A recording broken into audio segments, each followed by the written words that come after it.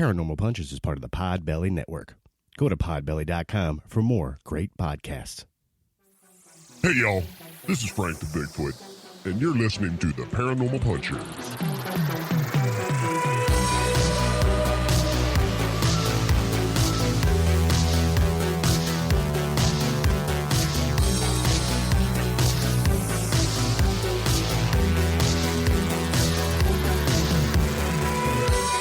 Hey, friends. Welcome to another exciting episode of Paranormal Punchers. This time around, we're going to talk about the Pascagoula. Pascagoula. Pascagoula Abduction. Actually, I looked it up today. I listened to a soundbite. I was set to say this right out of the gate, and then we went to funk, and I think that pretty much ruined me saying anything right today. Yeah. The Pascagoula Abduction. It's this alien abduction that happened back in 1973. This was a listener submitted topic. A listener sub-sandwich topic. Yeah. Whatever, Nice. Nash. I'm Mark. I'm Alicia. I'm Nash. I'm Dave. Hey, Nash, how'd you're like 40-some years old. How was your first pub crawl ever the other day? It was fantastic. I had a great time. Cool. It was a really good crew. We did like 7 or 8 stops, and I finished the whole thing. It was great. I shouldn't have drank so much at the last stop. The last stop we was at a local meadery here, and I forget. I was still using my my beer tolerance, and I was still thinking beer and not thinking mead. So, did it put a whooping on you? It did, yeah. I had 2 full pints of mead, and wow, I got to tell you, it was a little much. Well, before we get to the main topic, then we're going to do an episode of Pint Punchers. Nash, how many places did you stop? 8 total, I believe. Wow, that's a pretty serious pub crawl. Yeah. We started at 11. And then just getting some donuts in the morning, and then it was like get some food, some light stuff, beer, flight. Yeah, it was actually planned out really well. I had a really, really good time. Good. Nice. Was it everything? Because Dave, you and I have been on pub crawls for the past 30 years. Right. So for Nash to say, well, maybe not that long, Dave, but we've done a couple. 73 years. Of pub crawls, and look how good we look. So for Nash to say this was his very first one, I was like, wow, that's intriguing, but I hope you have a killer time. We did not make it out to meet up with you because we did our own pub crawl, because that's just that's just how Alicia and I roll. Yeah. But I'm glad you had an awesome time. I'm glad you were safe and made it back to be on the show. Mm-hmm. Yeah. Now, you had something super relative to the podcast happen on your pub crawl. Why don't you tell everybody about that? Well, yeah. So we were, doing the crawl. About halfway through, I found out that one of our the people that was with us is a listener.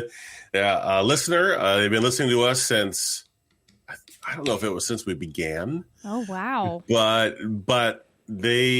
she had said, "Oh yeah, the show started to get a little bit better when you came on." She did not say that at all. She was like before then, but it was funny because when we were talking about it, and I said, "Oh yeah, well actually, Mark and Alicia, they were thinking about joining us," and she immediately stopped me. And she goes, "I'm so sorry for Alicia." I'm like, what? She's like, yeah, I feel you, girl. I feel you.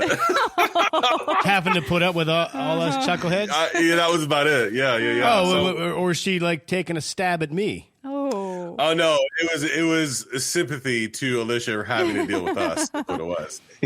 Well, I know it seems that way, but I think Alicia loves being part of this crazy crew.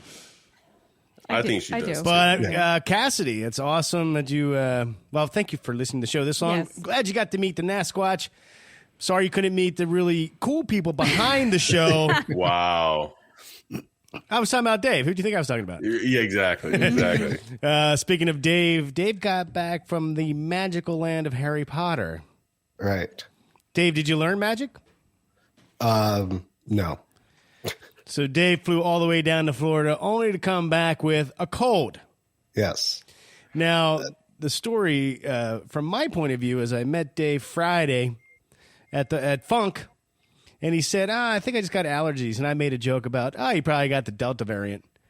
Only to get a message from him this morning, which is Sunday, so Friday, Sunday, that he was at urgent care getting a COVID test. I'm like, son of a... Dave, if you would give me COVID, we would have to have words about our friendship. Right. So did you come back negative?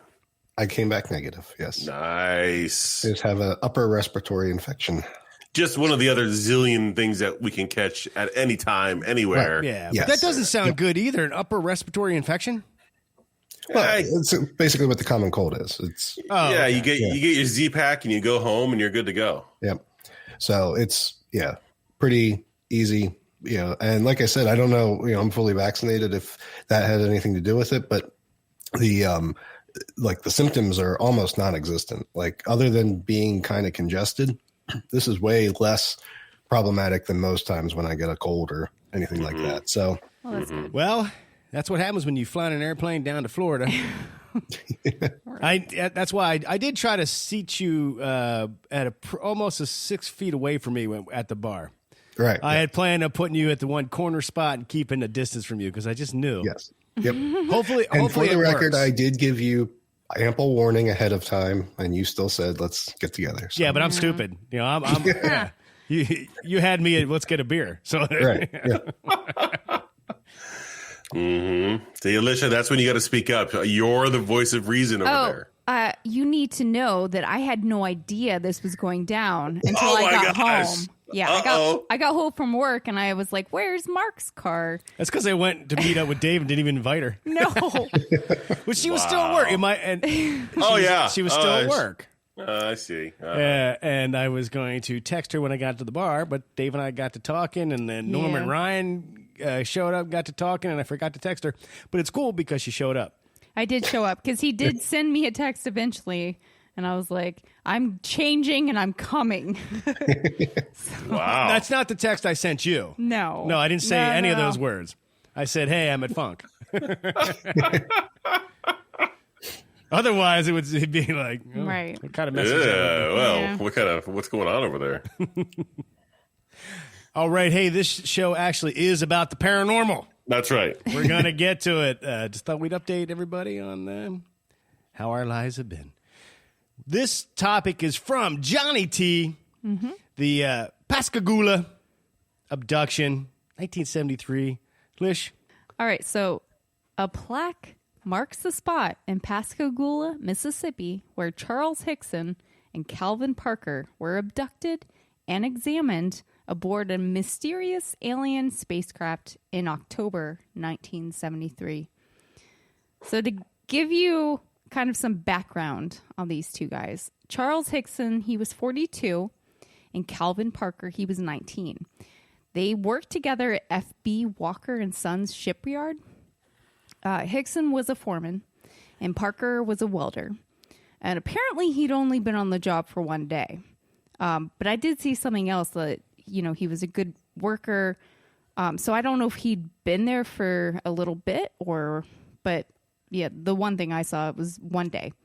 Now, growing up, Parker and his family had actually had meals with the Hicksons. And both men were avid fishers. So just to give you some background on these two guys, they knew each other and they enjoyed hanging out with each other. Now, after work on the evening of October 11th, 1973, they decided to go fishing off the west bank of the Pascagoula River. After several hours, they heard a whirring? How do you say that? Whirring? Whirring. Yeah. Whirring. Whirring. Whiskey. Wheatons. It was a whizzing sound. Okay? Will Wheaton. And they saw two flashing blue lights. Now, when Parker saw the blue lights reflecting off the water, his initial thought was that the police were there and they were going to tell him to leave.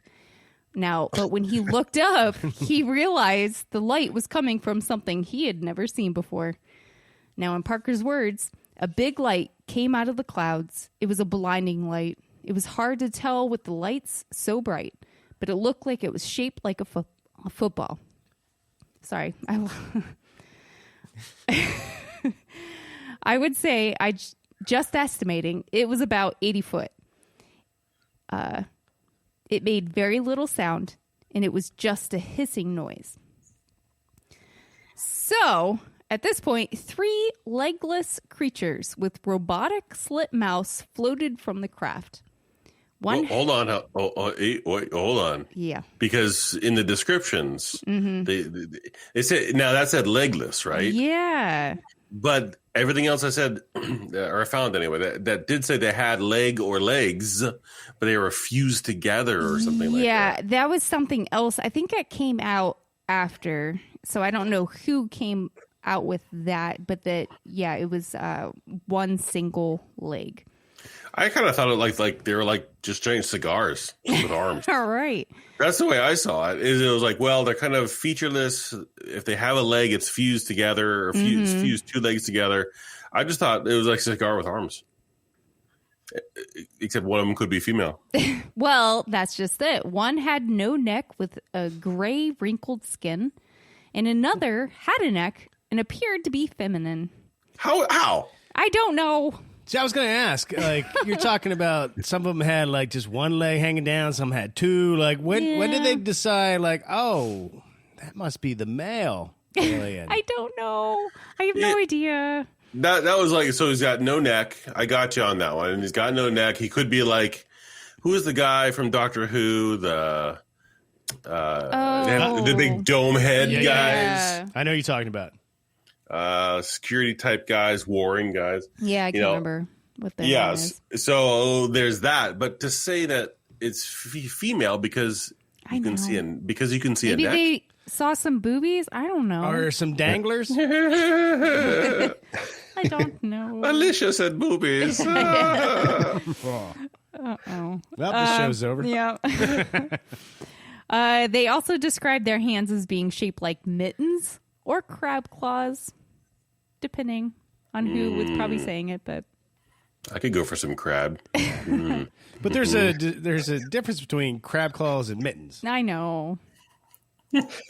Yes, Dave? A little bit. No, I'm just keeping track of the food references. Oh, yeah. That's right. That's what I was saying. So now we've talked. So Alicia's made a mistake. I've already made a food reference.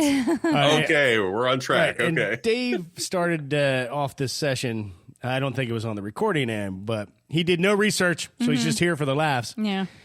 Dave, keep track of the amount of food talk because it will play into a listener comment on the back end. Okay. So we'll see. Plays into your back end. Oh, wow. Dave, also keep track of every innuendo that happens. Yeah. You're going to need I don't have enough paper for that. Okay. That's right. We're going to need a staff to do this. Now, when one of the creatures put one of its claws around his arm, Parker said he was terrified, but then a feeling of calm came over his body. He felt numb and just went along with everything. And both actually described it as they were conscious but paralyzed, so they couldn't really fight or whatever. Right, they got like a heavy dose of drugs. Yeah. They got roofied. Yeah. The guy roofied. That's Yeah, what the it guy sounds came like. up with his big giant crab claws and he started a little massage and he was like, "How you doing?" And then he was just like, "Oh, I'm just hypnotized I'm by just you. here. I'm just gonna go with it. I don't want to, but I'm gonna go with it." Looking over the police report, Nash, they said none of that. Well, That's not in the transcripts. an actor simulation is what that was. No, okay. Yeah. Now, the creatures held their arms and floated them into the craft, where they were examined. Hickson explained that they glided me into that thing. You know, how you just guide somebody. All of us moved like we were floating through air. When I got in there, they had me, they just kind of had me there. There were no seats, no chain. They just moved me around. I couldn't resist them. I just floated. I felt no sensation, no pain. They kept me in that position a little while. Then they raised me back up. What? That was his. Yeah, that was a quote. Okay. I know. That's exactly what I thought when I read that part too. I was like, what? Wait. we could unpack that a little bit, but we'll keep going. Going. Now, Hickson also described, he tried to describe a machine he thought was used for medical examination. No, it wasn't like no x-ray machine. There ain't no way to describe it. It looked like an eye, like a big eye. It had some kind of an attachment to it. It moved. It looked like a big eye, and it went all over my body, up and down. Mm-hmm. And then they left. Did it have just one eye? It just had one eye? It was a big eye. Yeah. Keep going. It had a constant mechanical sound buzzing the whole time, and they kept being told throughout the throughout the whole thing through through telepathy not to be afraid. Now, that's what I tell. Anyway, never mind. No, it's okay. Don't be afraid. This is all cool. It's all cool. Don't worry. Those are just sensing nubs. Don't worry. Then they were returned to the bank of the river. Hickson was lying on the ground, and he found Parker standing up with his arms raised to the sky. There was fear on his face, and he was screaming. Apparently, each had a puncture wound in one arm. At that point, the UFO craft just shot up into the sky and disappeared. And I have a quote from Hickson as well. It took me a while to get him back to his senses. He's talking about Parker. And the first thing I told him was, son, ain't nobody gonna believe this. Let's just keep this whole thing to ourselves. Well, the more I thought about it, the more I thought I had to let some officials know. So after some debate, they called 2 newspapers, and then they also called the Keesler Air Force Base in Biloxi. Before, and of course, I think both of those places were like, ha, funny. Okay, bye. They decided to go to the police at that point. They told them that they had just been abducted by aliens. Wow. And they were... Is that what you're calling it? That is a really rough way to adopt somebody. Right. Oh they my were gosh. put in an interview room, and Parker remained silent the whole time. So it was basically Hickson was like answering all the questions. I think they came up with a whole thing, like, because Parker was like, I really don't want to talk to anybody. And Hickson was like, I'll do all the talking. We'll just say that you don't remember anything. Okay. Yeah, when they were in there, so the one officer left the room, but he left the recorder running because he was like, he wasn't buying the story. Right. So he let it run, walked out, giving them the opportunity to talk and hopefully capture some evidence that they were just making all this up. Absolutely. But that's not what he got. These guys continued to talk with earnest about what happened. Yeah, they kept going. Yeah. In fact, Parker was begging Hickson, like, don't talk to them, Charlie. Those people will come back and get us. They don't want us to talk. They were scared shitless. Yeah. Actually, I have a quote from Parker. Jesus Christ, God have mercy. I thought I'd been through... Oh, no, this is from Hickson. I'm sorry. Sorry, wrong person. I thought I'd been through enough of hell on this earth, and now I've got to go through something like this. But they could have, I guess they could have harmed us, son. And then Parker, he was like, I just want to cry right now. What's so damn bad about it is nobody's going to believe us. I got to get home and get to bed and take some nervous pills or something. See a doctor or something. I can't stand this. I'm about to go all to pieces. I can't sleep like it is. I'm damn near crazy. So. Damn Neil crazy? Damn near crazy. Those damn Neils. I know. Well, it sounds like a great band name. I know. Neil Crazy. Welcome to the stage. Damn Neil crazy. Yeah, so the one cop, he did not believe what they were trying to lay out for them. But once he heard the different recordings from, like, after they left that room, he was like, okay, I'm kind of convinced that something happened to these guys. And even though he said he didn't remember anything and was unconscious the whole time, Parker did remember what happened. He was so afraid that aliens had infected him with something that when he got home, I think they did. he took a bath in bleach. Oh. Yeah. He was also worried that no one would believe him, which is why he didn't want to say anything. And within a few weeks after that, he skipped town. He got married and he picked up work in oil fields.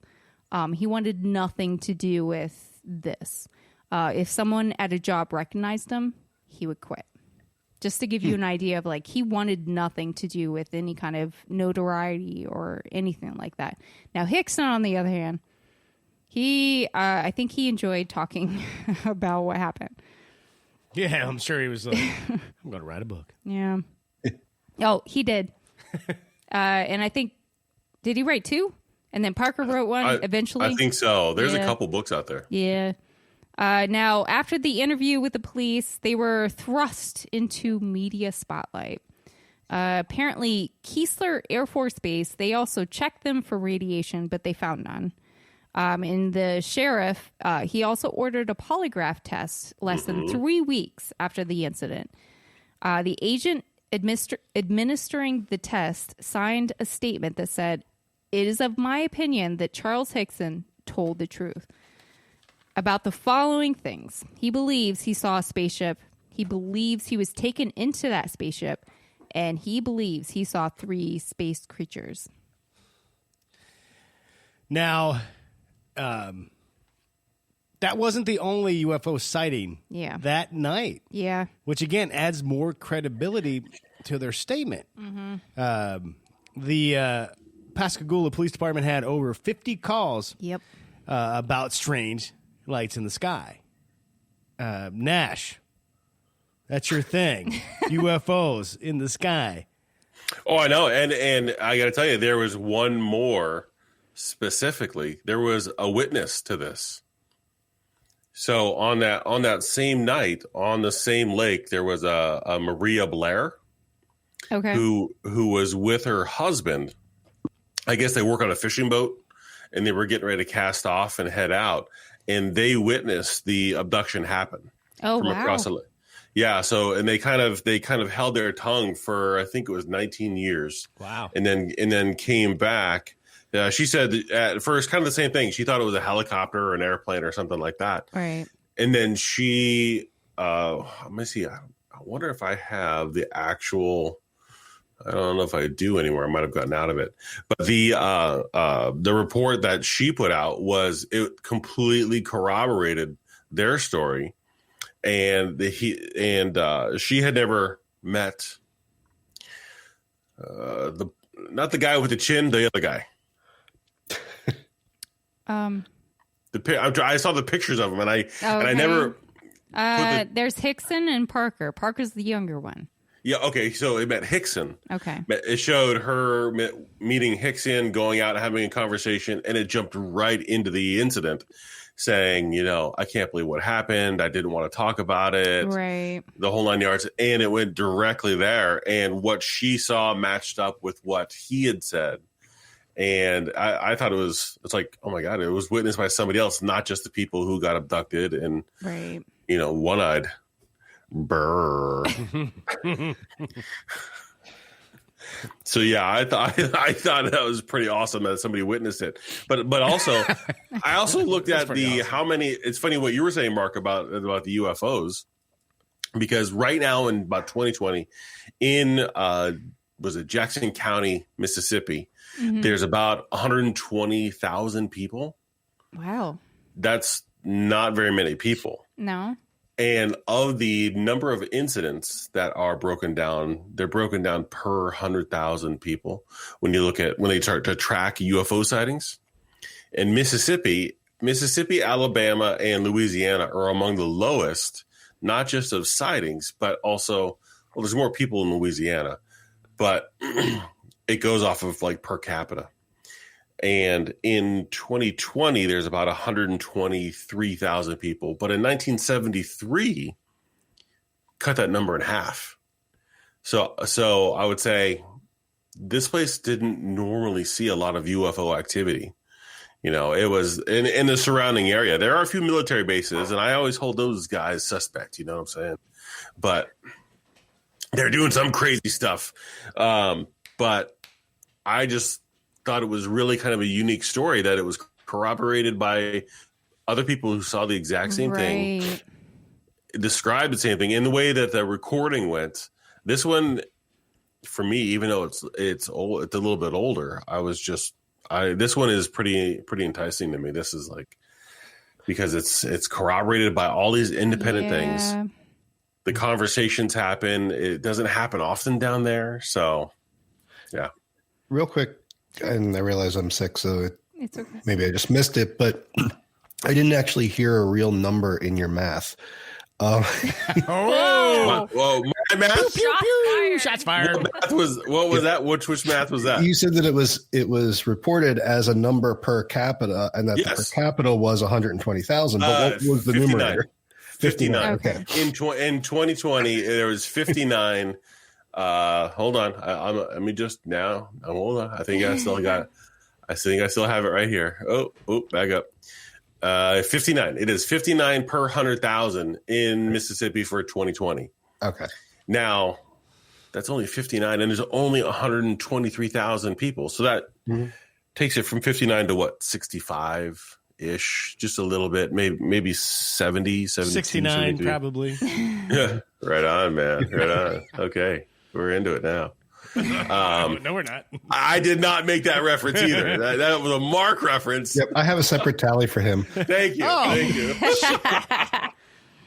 But I'm thinking, if you cut the population down in half, probably that year there might have been, 20 sightings? 20 reported sightings anyway. Okay. And these are all reported sightings. So, Got it. yeah.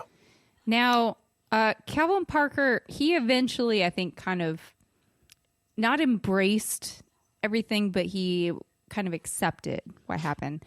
He started attending UFO conventions, and he started a company called UFO Investigations in 1993, and it would produce TV stories about UFOs, which I thought that was kind of interesting. Very cool. Yeah, I like that. Yeah. He also wrote a book in 2018 about this whole thing.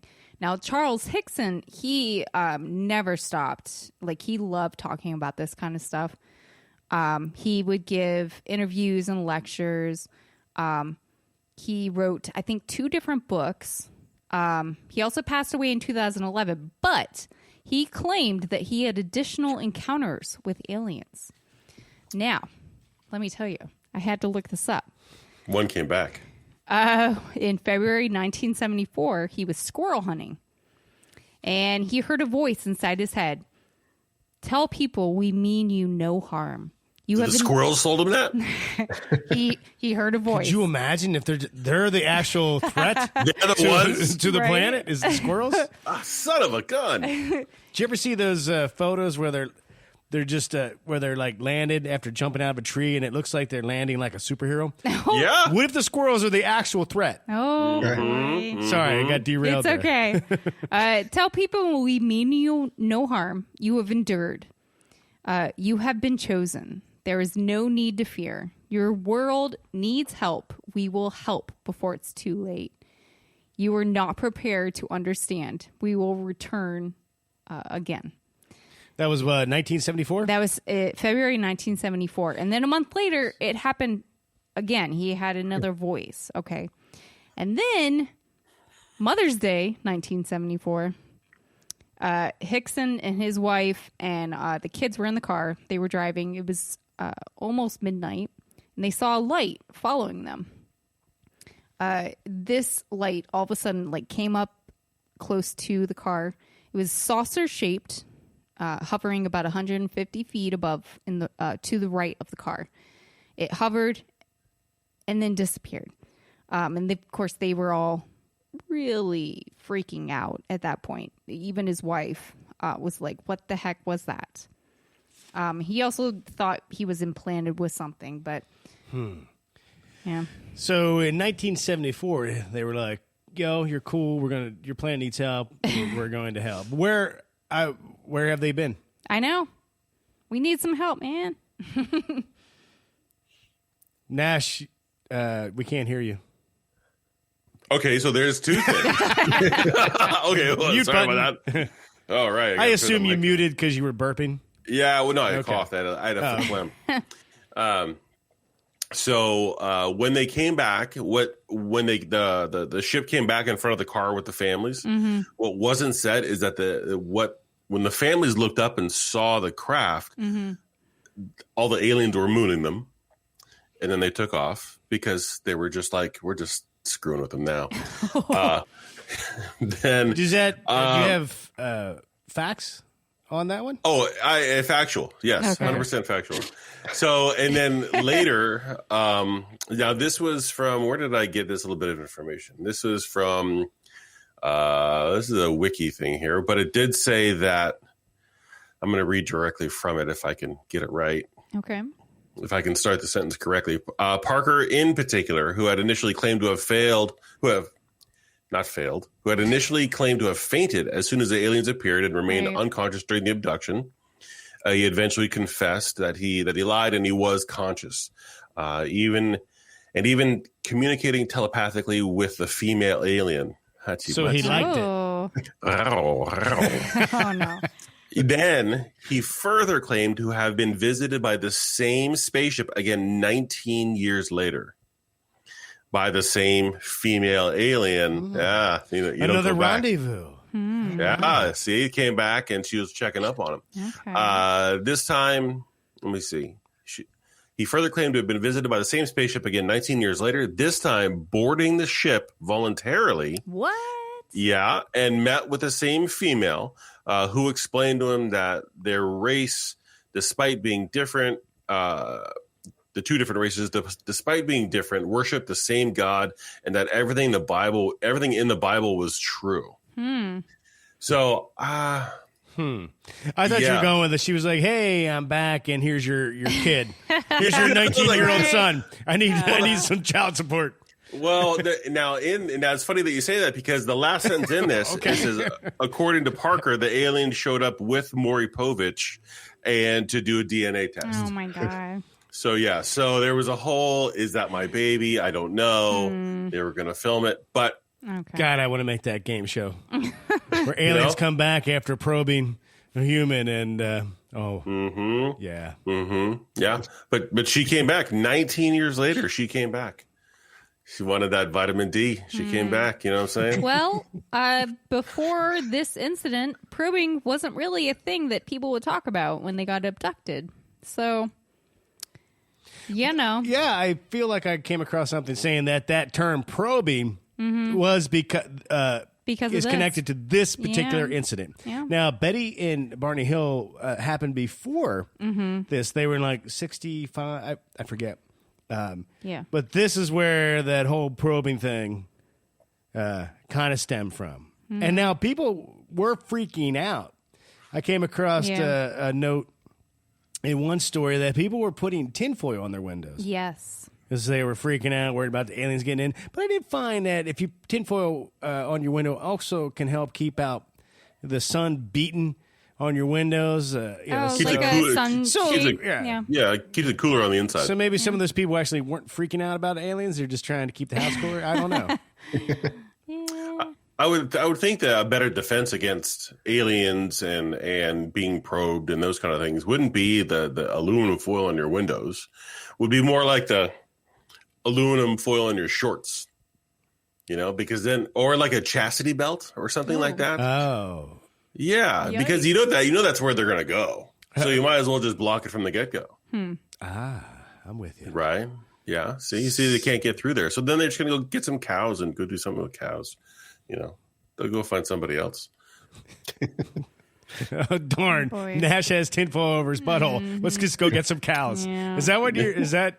That's what I'm saying. That's all you got to do is if you know they're coming, grab the aluminum foil, wad it up, shove it in there, and they're not getting in. No. All of us at Pyramid Punchers, we do not recommend Yeah, we that. do. In the crack. What are you in the crack? I'm just saying to we protect. don't. We do not condone anything Nash says. Yeah. Do that at your own risk. I'm just trying to keep everybody safe from probing. That's all. Oh, boy. They're out there. They're gonna get you, and if they do, I'm sorry. I tried to help. I tried to protect us all. And apparently the probing's worse than the chafing. Yes, I agree. Well, one could lead to the other, but I mean, the probing's the worst part. I mean, this girl came back 19 years later. She liked it so much. Well, I have nothing else I could possibly say, so I'll just, we're going to take a break. We're going to come back. We're listening to feedback, and then prepare yourselves, ladies and gentlemen, because we're having a good old-fashioned movie fight, throw down, beat down, because of something that somebody on this show said. We'll be right back. Oh, my God. Honey, look. It's Bigfoot. No way. Let's go say hi. Hey, Mr. Bigfoot. What you reading? You can call me Frank, and I'm reading the Paranormal Punchers comic book. Paranormal Punchers?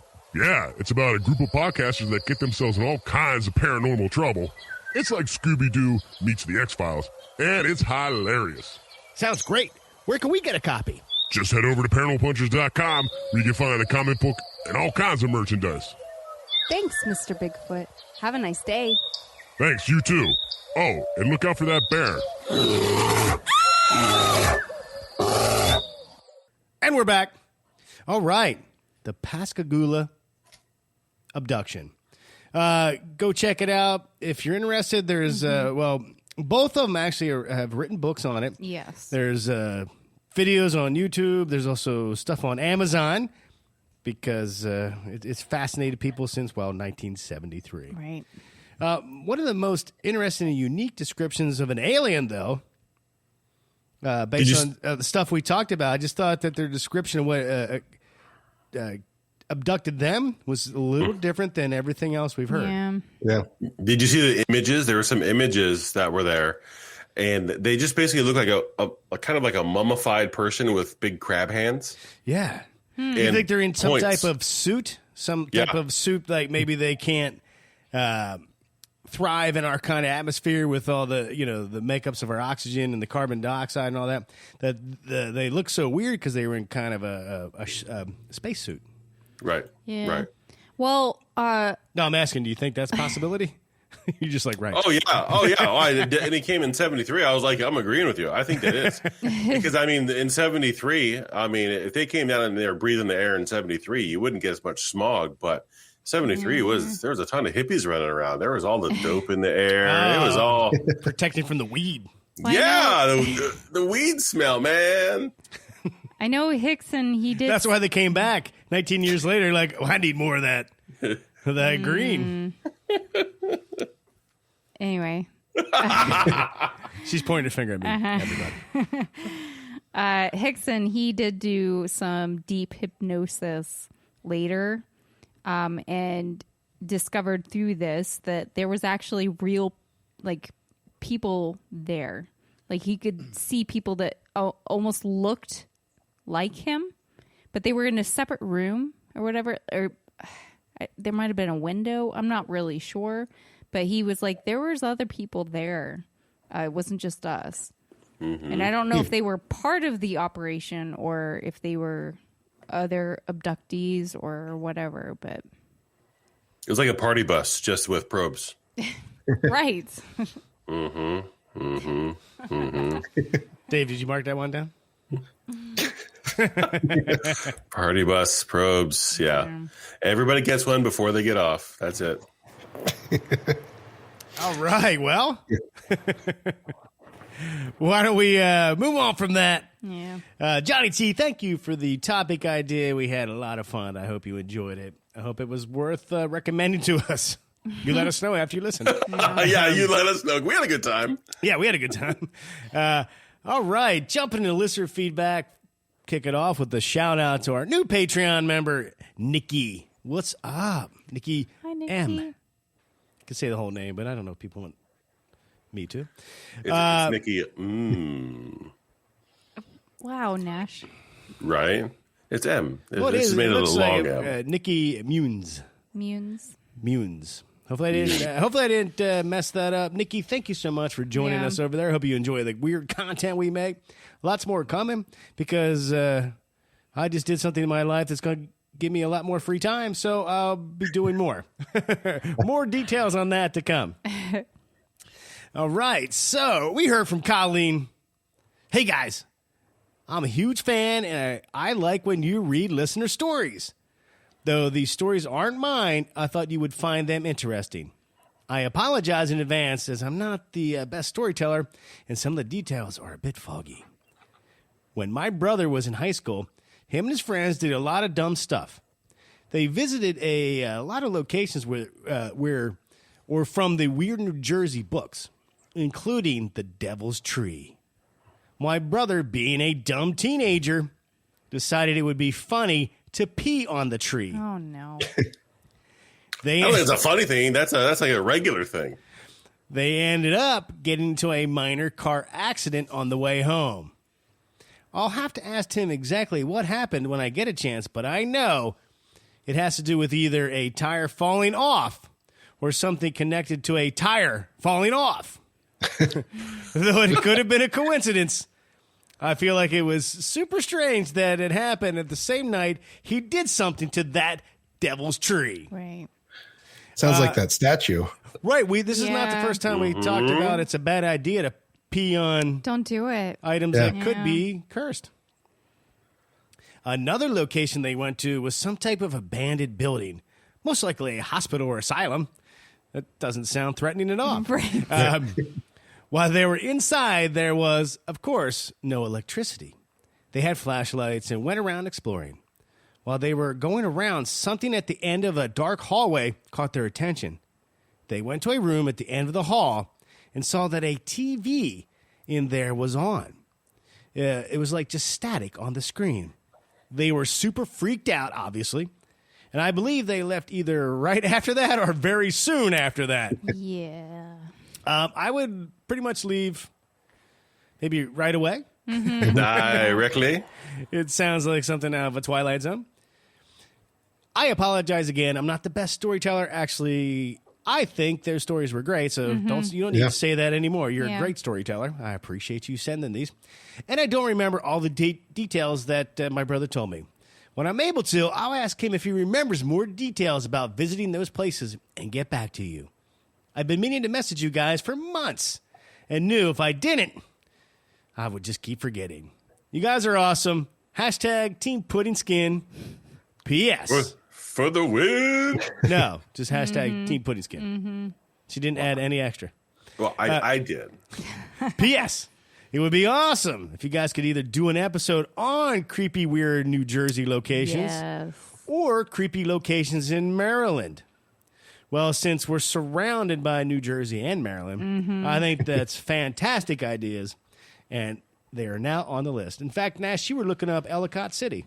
I was. I looked at it and I thought, oh my gosh, there's a lot in this city that's happening. So who knows? Well, maybe we'll look into it a little bit further. That's cool. I think so. My aunt and uncle used to live down there, so I will have to ask them if they've had any experiences. But See, they're sensitive grandparents in the genes. That's why the Shadow Man comes up and Mark offers you to him. That's it's loose theory, but you I know. was going to say, I don't know how you're making those connections, but okay. We heard from Nicole. I've noticed here recently people talking about the Cecil Hotel. Any interest in covering that for the podcast? Maybe. I know the Ghost Adventure crew, they went there. We watched a documentary about the Cecil Hotel, but it turned out not to be a paranormal situation. right.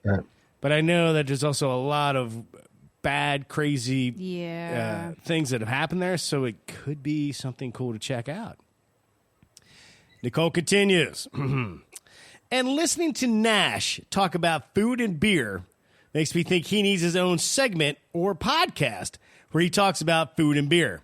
Maybe call it Nash's Pudding Skin Corner or something. Nash's pudding cup. All right, so as the producer of the show, that's an absolute no, Nicole.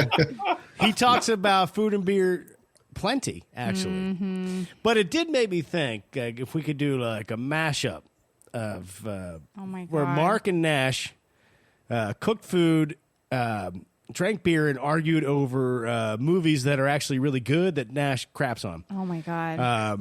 I'm like, that's a and that's all video. Like we'll teach you how to cook like street tacos. Nash will describe the beer he made, and then we'll sit down to eat and fight over a movie. I'd be down with that for Patreon. Yeah. Let's do it. Okay. I'll think about the name for that one. I gotta come up with the beer. Not a problem. Every episode, you got to pick a beer. I'll pick the food, you pick the beer. Okay. Or you Done. pick both. I'll just make the food. You have to bring it. I see. I can give you a recipe. Bring the beer. Give you a recipe. You'll make it. We'll see. And then- I don't know. But, yeah.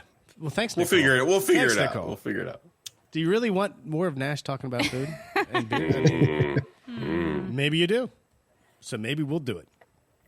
We heard from Hometown 7 comment on YouTube, because, again, we push our podcast to YouTube where you can just listen to it. You can't see us. And that's the problem with Hometown 7 has. Not really a problem.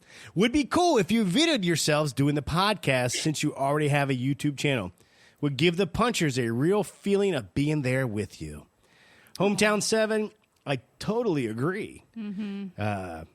And it's something we've been kicking around, but we just never pull the trigger. But I'm with you. I think it would be fun if, for those interested, could sit down and just grab a beer, pop the show on, and watch us as we talk and argue. All right. So, thank you. Any thoughts on that, guys? It's a lot of work. It is a lot of work, and I think Not- it all not for- lands on your shoulders. So. Yeah, I was going to say, for 3/4 of us, it's no sweat off our back. I think we should do it. Yeah. Okay. Well, I guess And by your own admission, you're going to have a mess of extra time coming up. well, not a mess, but I have a That's little what extra you time on said. my hands. So I'm thinking, I don't want you, idle hands and all. I don't boy. want you to just waste away. No productivity. So I'm thinking that we should do this. All right. And then you got to put it together and do the rest. Okay. Sounds like it's all on my shoulders. Great. We heard from Chromos. Hey, guys. I love the shout out from the last episode. And yes, black dogs are a thing on the road. But there's a cautionary tale for OTR drivers. When driving late at night on long, dark roads, you'll see black dogs running on the side of the road as you're driving. And that's an omen that an accident is about to happen. But mostly it's sleep deprivation, and your brain starts to make objects out of the shadows that are on the side of the road, and you run the risk of nodding off, which causes drivers to have a wreck. Thus, the story of black dogs comes to be. And truckers love to tell big stories like fishermen. But the other black dog sightings are the sad ones. Folks drop off their dogs on the side of the freeways a lot, and the poor pups wait for their owners to return. And at night, they see the bright lights of a rig and think it's their owner and run out to greet them. That's the sad story of it. Hope that helps with the black dog question. Aw, It definitely helped, but now I we're feel all wicked sad, now. bro. Yeah. Yeah. Yeah, interesting. Again, Crumbles, thank you. I mean, Yeah. the whole black dog, seeing a black dog, though, was an omen, but mostly it's because they're beyond the point of exhaustion and they're starting to see things. Yeah. So, OTR drivers, hey, please take a break when you need to. I know you guys are running hard, getting stuff across the country, which we need. But Yes. man, take that break. All right. It's just a truck full of mayonnaise. It'll be fine. You think that's all it is? That's all it is. That's all it really counts. Is that everybody's ordering mayo from Amazon? It's a lot of mayo. It's mostly condiments. There could be some pickles in there, ketchup, but a lot of mayo. Cromos, what do you haul around the country? Something tells me it's not just mayo. And if it is, holy Wow. crap, Nash is... I called it. Cromos, don't you dare message us saying it's mayo. Do not it. Come not on, do it. feed the troll. We heard from Elliot. Loving the podcast. Starting at the beginning, do you still all do investigations? If we're out that way, I would love to do a dual investigation. We are Chicago-based, but my wife and I travel a lot, and we've been doing paranormal for about 10 years now. They went to Gettysburg about 4 years ago. Very cool area. We got some great captures. We had a little kid EVP call my wife stupid for tripping at one point. And we have that. He sent me the video recording. Let's see if we can all hear it here. I'd like to crank this up. Okay, here we go. They're using one of those. I forget the name of it right now, but you guys will recognize. Okay. Good.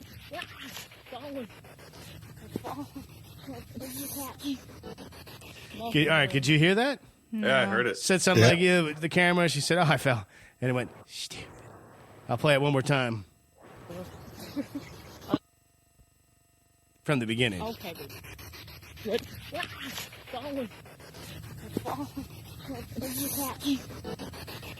Did you guys hear it? No, yeah. I couldn't tell. All right. Either way, thank you so much, Elliot, for sharing that with us. And, we haven't done an investigation No, we haven't. for many years. The last one was the Jenny Wade house in Gettysburg. Yeah. Super great time. Dave, you couldn't make it. Right. And we were going to do the orphanage. And, time COVID. just fell away. And then there was COVID. But I promise you, if you're in the area and you want to do an investigation, we will do it with you. Yeah. Anybody. Well, hopefully we could figure out how to do it with everybody's schedule. But we're totally in, Elliot. Thank you for listening to the show, man. All right. Here's an Instagram comment on a post we made about the Tapas episode. Yeah. Creature Kids Books. Creature Kids Books. Boogeyman, Slender Man, Kukui? C-U-C-U-I? We'll go with Kukui. Yeah, Kukui. These are all the same Tapa energy that has been around for longer than us. It manifests at the most feared thought about current spooky guy and goes after children. Their imaginations are stronger and they don't dull their thoughts with alcohol or drugs. So I think what Creature Kids Books are saying that children see these Tapas more than we do because we're too busy throwing back a couple brewskis. So our brains are dulled. Our senses are dulled. Right, and they're more sensitive. They're more open to seeing, right? Yeah, which brings me to something I wanted to bring up with Dave about Tapas. Now, I only learned about Tapas through the TV show Supernatural, where everybody was focusing on that story, and it manifested in something that started actually killing people. Every time I tried to bring up a Tapa being real, Dave said no. They're not. They're only like in the person who's creating the Tapa, their mind. Other people can't see them. But I feel like I've been seeing other people talk about Tapas actually manifesting into Like the real physical world. Right. Do you have anything to say for yourself? Well, everything I was reading is that everything is in the mind of the creator, but that the creator can actually give the tulpa control, and that thing could, almost possess the physical body of the creator and then do things. But in what I was looking at, I never saw the manifestation become real as Slender Man or something like that. It was all either all in the mind or just a possession, and you would just see the physical body. Like the one reporter that was doing a story with one of the Brony people, he was actually giving control to the tulpa, and the tulpa was giving the interview. We should explore that more. Yeah. But it makes me like that Instagram comment makes me think about that's why maybe kids are the ones that do see the boogeyman. Or always tell their parents there's something on the bed because maybe there is. Yeah. Right. Well, and it does we come can't back see to it because we no longer believe in that stuff, or like we're throwing back a few beers and we're like, well, I can't see shit. Right. It does come back to though where the definition is technically incorrect. So there may be two actual different entities here. One is the pure mind energy that is a creation, an independent entity in the mind of the creator. And the other is like that astral projection side, which is where the name comes from, but isn't that's the Buddhist term, is the astral projection side, which that could be some form of creating the physical manifestation. Okay.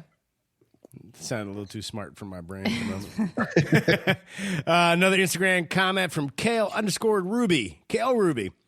I don't believe that all dogmen are evil. I believe that they are the true guardians of the forest. Humans have a misconception about labeling something evil or bad because they do not understand it. Okay, I think that stems from the Talpa conversation too, because you talked about some people think dogmen are Talpas. Never. Okay, Kale Ruby, I will admit 100% dogmen. I would like say evil because I watch a lot of horror movies, but I like how you position it as they could just be guardians of the forest, and we are scared or we don't understand, so we right away it's got to be bad. Right. So that's an interesting. I'm going to disagree with you, Mark. Okay. Oh no, me or you? Sounds like you're disagreeing with Kale. No, I agree with Kale. I'm disagreeing with your reasoning for thinking that they could be bad. I'm thinking. How can you disagree with my reasoning for thinking they're bad? I said I watch a lot of horror movies. No, that's not why. So my that's reason. not why. You know what? Go ahead. It's because the dogmen. You have a dog. So the dogmen they're going to come and he's going to be barking. He's going to be at your house. He's going to be crapping on your yard and you're going to be barking and you're just going to be so enraged and you don't want that to happen. No dogmen. Sorry. Dogmen are bad. Okay. I will give you that. I thought everybody was about to get a preview of movie fights. All right. Hey, if you want to send us feedback, we'd love to hear from you. Send topic ideas. Comments on topics we talked about. If you just want to say hi, hit up paranormalpunchers.com. You find all the ways to contact us. Remember, you're part of the show. You're what actually makes the show the show. We're your Talpas. Okay. Whoa, hold on. Oh, yeah. I'm somebody's spirit creature. Right on. Yeah. Which I assume would be Paul Jusser, since he's always feeding you like a troll. Which brings us to our ending discussion. And Paul, like, I don't know if I can thank you for this, but you had to post on the Facebook group and keep giving Nash fuel for Indiana Jones and the Last Crusade. Right? Now, Nash, I did ask Benny at Funk. Okay. And I said, hey, Nash was like, crapping on the this particular scene in the movie. And he said, what a monster. Yeah. He called you a monster. I'm just being realistic about it. I mean, where are you going to get the materials to make those traps? Really? The guy he's still in the armor when everybody shows up. He's in the armor. No, Dave and I actually talked about this. So this was so the Knights, they built this. The Templar Knights built this. He was the guy left behind to continue to protect. He didn't do it all by himself. Right. He was the one knight that said, I will stay back. He was the one who they had him, they anointed him the knight. Yes, it was the other Templar Knights, but he was the one chosen to protect the Grail. But it doesn't mean he built it by himself. Right. They helped him build it, and then that was it. Like, all right, bro, peace out. He was off on his own. They didn't have like contractors coming with buckets of paint. No, they had the whole Templar Knights. It was all of them working together.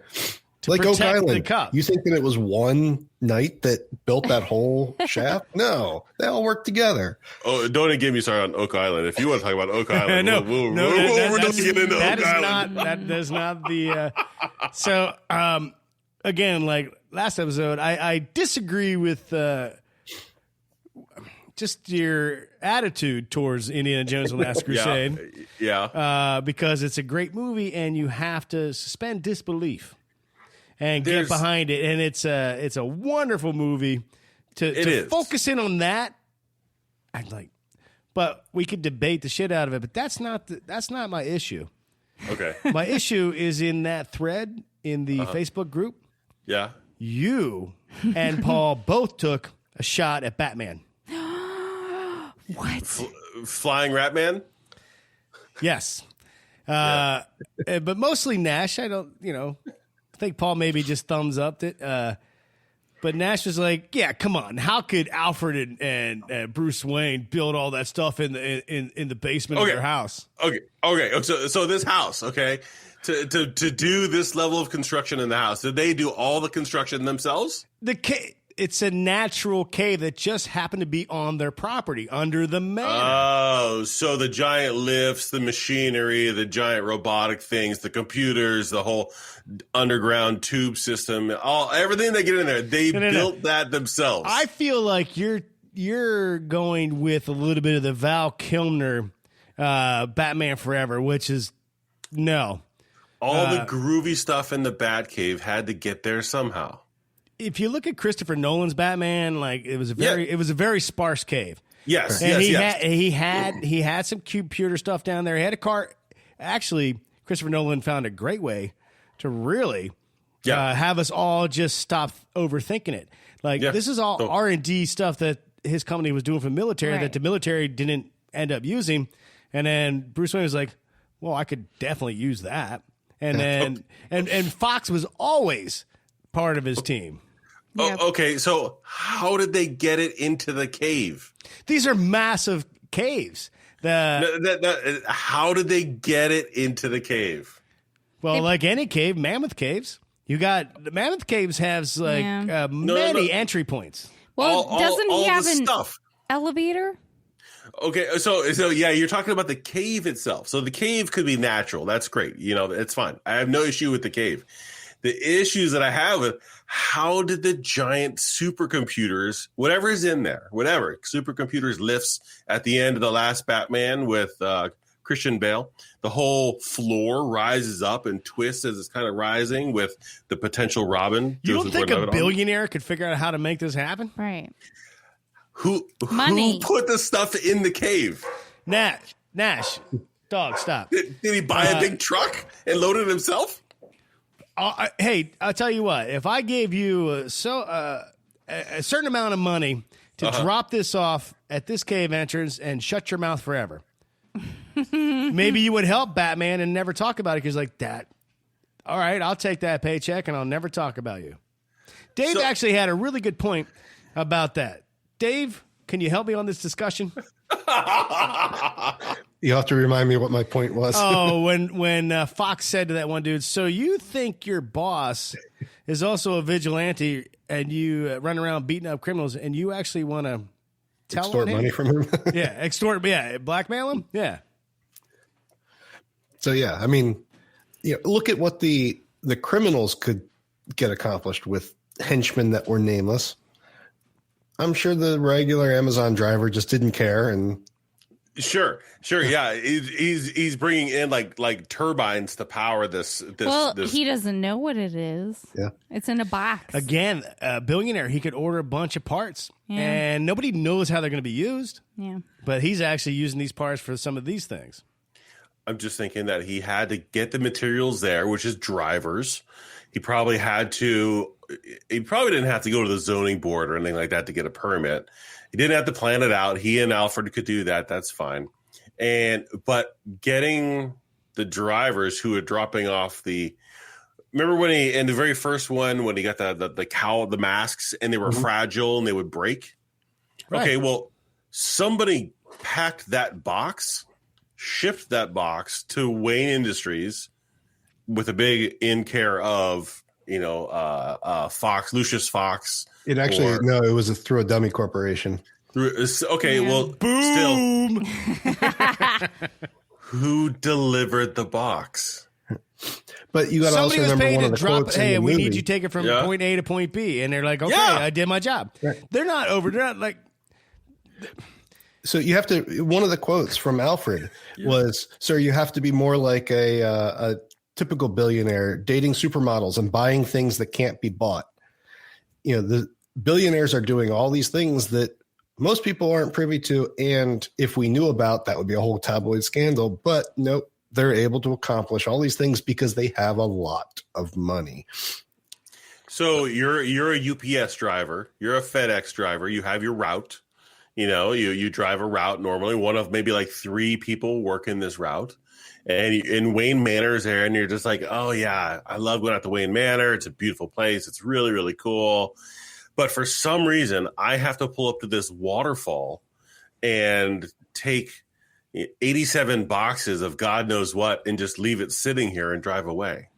Yep. And I'm going to be doing that every day for the next 8 months. Well, I'm sure he picked a better location. But as a former overnight delivery driver, I can tell you right now, I gave 0 F's on if I got it to that destination on time, because we had certain timelines we had to get things off.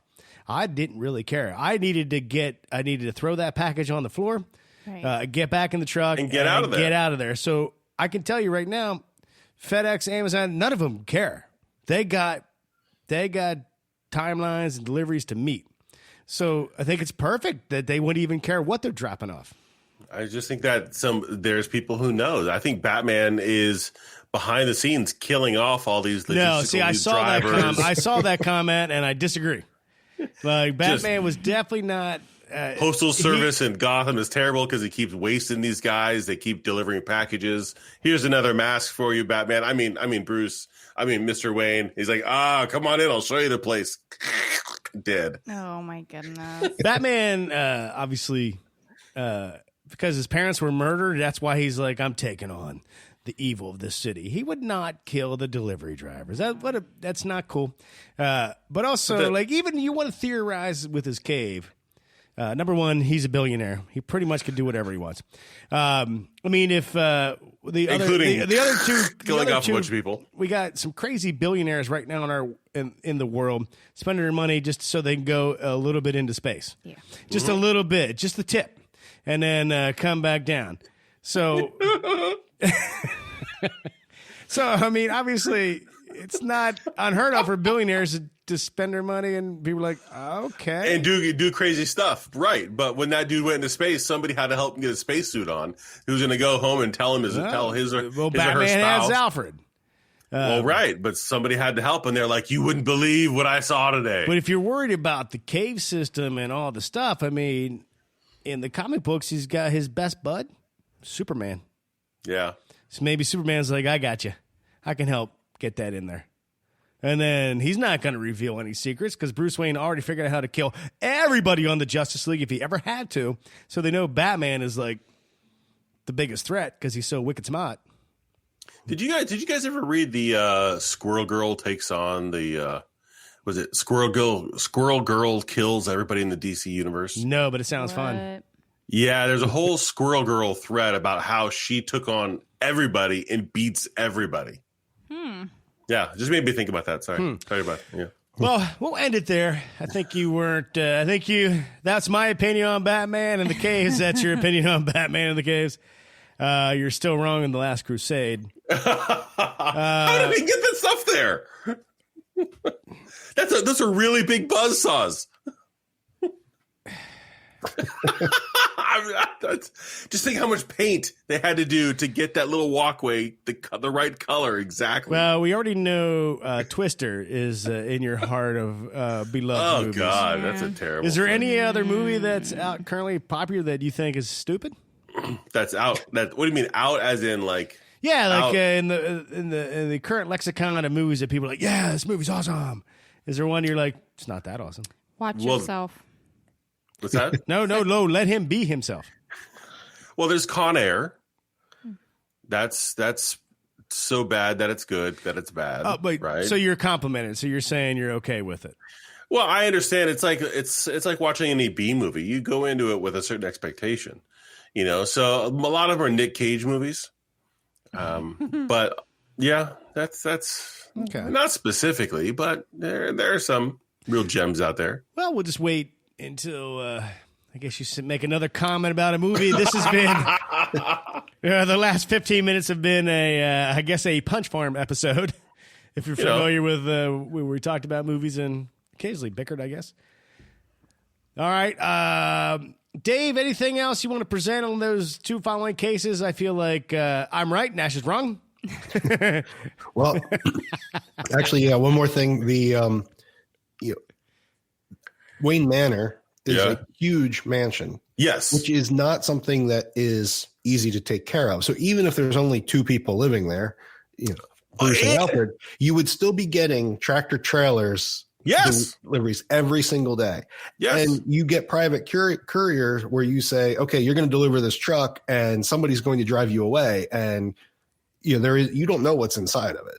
Correct me if I'm wrong, but in the first Nolan Batman, the manor gets destroyed. Correct. Yeah. Mm-hmm. Yeah. Okay. So it got rebuilt. Correct. Right? Okay. So I'm going to back up a little bit, and I'm going to say when they rebuilt Wayne Manor, it had to be permitted.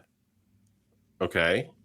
So which means it had to be inspected. So that means electrical systems, that means everything had to be inspected and approved by the goofy planning and zoning commissions to get out there. Now, that place was crawling with contractors. Did he rebuild on the same site? Because the Batman The Dark Knight, his operations were out of a shipping container.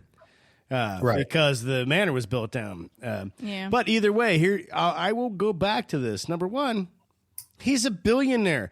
So I'm the inspector showing up. Okay, let me check. You got the electrical system going on here, good? And he's like, I don't. Oh, yeah. But here's $500,000. Yep, check. You're good. Later. Thanks, man. Yeah, he's a billionaire. Sometimes you use the corruption of Gotham to your own. That's true, and that is a possibility. And I'm sure Batman could justify. Also, they did talk about that when he was saying about rebuilding, and he's like, "Yeah, we're going to shore up the foundation in the northeast corner, or whatever corner it was." Basically, they were going to make sure that it better supported the Batcave, but that it wasn't going to show up under casual observation. And remember, at the end of the day, it's based off a comic book. You're supposed to suspend disbelief and have a good time, which I always do with everybody here, having a good time. I know, except when the dog man is shitting on your lawn. Oh no, I definitely have a problem with that. No, bad dog man. Where's the newspaper? Where's that newspaper?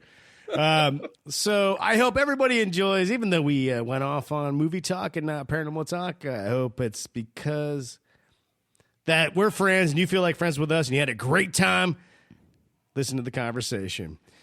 Because no matter if it's paranormal or movie talk, apparently we always keep it weird. Because remember, if it's not weird, It's not worth checking out.